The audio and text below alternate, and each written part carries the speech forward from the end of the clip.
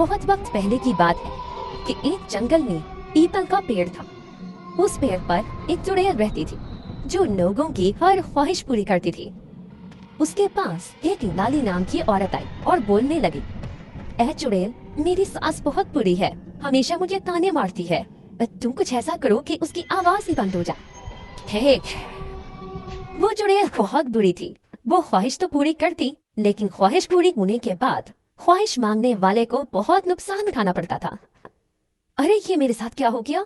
मैंने तो चुड़ैल को कहा था कि मेरी सास की आवाज को कुछ करे, लेकिन उसने तो मुझे ही बहरा कर दिया। इसलिए लोगों ने उस चुड़ैल से कुछ भी मांगना बंद कर दिया। कोई भी जंगल की तरफ नहीं जाता था। चुड़ैल पेड़ को छोड़कर जा नहीं सकती थी और कोई इंसान उसके पास नहीं जाता था। इसलिए अब पीपल की चुड़ैल अकेले रहने लगी। कोई इंसान मेरे पास नहीं आता, अब मैं क्या करूं? इसी तरह बहुत साल गुजर गए और लोग पीपल की चुड़ैल को भूल गए। एक दिन चुड़ैल ने हिरन से कहा, लगता है लोग मुझे भूल गए हैं, इसलिए गांव जाकर लोगों को बताऊं कि मैं कैसे उनकी हर ख्वाहिश पूरी कर सकती हूँ। उनके यहाँ आने पर मैं कुछ ऐसा करूंगी कि मुझे इस पेड़ के साथ नहीं रहना पड़ेगा। लेकिन मैं तो हिरन हूँ ना, वो मेरी बात कैसे मानेगी? क्योंकि मैं ऐसा जादू करूंगी कि तुम्हें कोई पहचान नहीं सकेगा। चुड़ैल के ऐसा बोलते ही हिरन इंसान बन गया। देखो, मैंने तुम्हें अकल और शक्ल दोनों से इंसान बना दिया। अब तुम जल्दी जाओ और गांव वालों को मेरे बारे में बताओ। लड़का मिठाई का डब्बा लेकर गांव पहुंचा। उसने देखा कुछ गांव वाले आपस में बात कर रहे हैं। वो उनके पास गया और बोला, लो भाई, मिठाई खाओ। अरे तुम कौन हो और ये मिठाई क्यों तकसीम कर रहे हो? पास के गांव से मुझे पीपल की चुड़ैल मिली थी। उस चुड़ैल ने मुझे कहा कि वो मेरी एक ख्वाहिश पूरी कर सकती है। ये सुनकर मैंने उसे सोने के 100 सिक्के देने को कहा और उसने जादू से मुझे सोने के 100 सिक्के दे दिए। इसी खुशी में मिठाई तकसीम कर रहा हूँ। अरे ऐसे क्यों कोई चुड़ैल किसी को सोने के 100 सिक्के देगी? मुझे दाल में कुछ काला लग रहा है। चुड़ैलें कभी किसी को मुफ्त में कुछ नहीं देती। ये सब सुनकर गांव वाले वहां से चले गए। लेकिन 100 सिक्कों की बात सुनकर करमो नाम के व्यापारी में लालच आ गया। वो पूरी रात पीपल की चुड़ैल को ढूंढता हुआ जंगल पहुंच गया। आखिरकार उसने चुड़ैल को ढूंढ ही लिया। चुड़ैल, मैं तुमसे कुछ मांगना चाहता हूँ। मांगो, क्या मांगना चाहते हो? मैं तुम्हारी हर ख्वाहिश पूरी करूंगी, लेकिन उसके बदले तुम्हें भी मुझे कुछ देना होगा।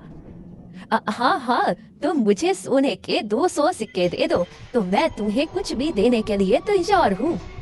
वादा करो, मैं तुमसे जो मांगूंगी तुम मुझे दोगे। हाँ, मैं वादा करता हूँ। कर्मों की ख्वाहिश को तराजू में तोल और मिल जाए उसे मुंह जो बोले बोल। चुड़ैल के ऐसा कहते ही कर्मू के हाथ में 200 सोने के सिक्कों से भरी एक थैली आ गई। सोने के सिक्के देखकर कर्मू बहुत खुश हुआ। अब तुम अपना वादा पूरा करो। जरूर, तुम्हें क्या चाहिए? मुझे तुम्हारा जिस्म चाहिए। क्या? तुम मुझे खाना चाहती हो? नहीं, मैं तुम्हारे जिस्म पर कब्जा करना चाहती हूँ। नहीं, मैं तुम्हें अपना जिस्म नहीं दे सकता। अब तुम कुछ भी नहीं कर सकते। तुमने मुझसे वादा किया था, एक चुड़ैल से किया हुआ वादा तुम चाहकर भी नहीं तोड़ सकते। इस तरह बोलकर चुड़ैल कुछ पढ़ने लग जाती है। 200 साल मैं रही थी, अब इस पेड़ से मैं जाऊंगी, पर जाने से पहले करमू को पीपल की चुड़ैल बनाऊंगी। चुड़ैल के ऐसा बोलने के बाद चुड़ैल करमू के जिस्म में आ जाती है और करमू चुड़ैल बन गया। यह तुमने क्या किया? आज के बाद तुम इस पीपल की चुड़ैल हो। अब तुम यहाँ बैठे रहो। ये बोलकर चुड़ैल वहाँ से चली गई और करमू लालच की वजह से चुड़ैल बनकर जोर जोर से रोने लगा।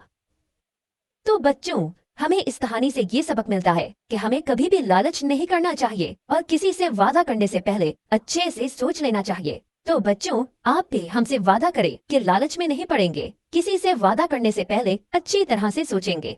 उम्मीद करते हैं कि आपको हमारी ये कहानी भी बहुत पसंद आई होगी। प्लीज हमारे चैनल को जरूर सब्सक्राइब करें और घंटी के आइकन को दबाना मत भूलें ताकि आप हमारी आने वाली वीडियो भी देख सकें। शुक्रिया।